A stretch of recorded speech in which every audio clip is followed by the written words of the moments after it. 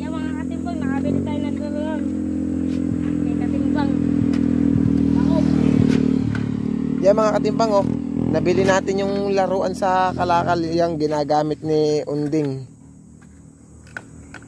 Tinapon lang yan sa basurahan mga katimbang. Hiningi lang natin. Hiningi natin doon sa may nagtapon. Saktong nakita natin yung nagtapon. Tapos, naan yung gulong nito? Sayang, nasira. May gulong pa to kaninang isa. Ay, buo pa oh.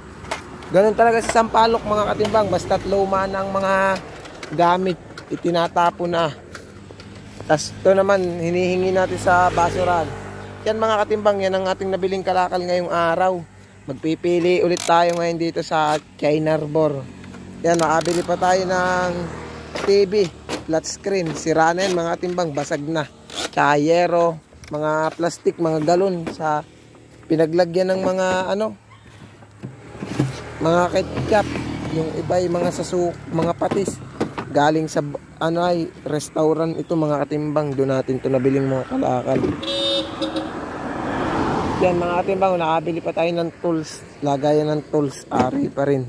Yan mga katimbang, magpipili na muna tayo ng kalakal. Let's go.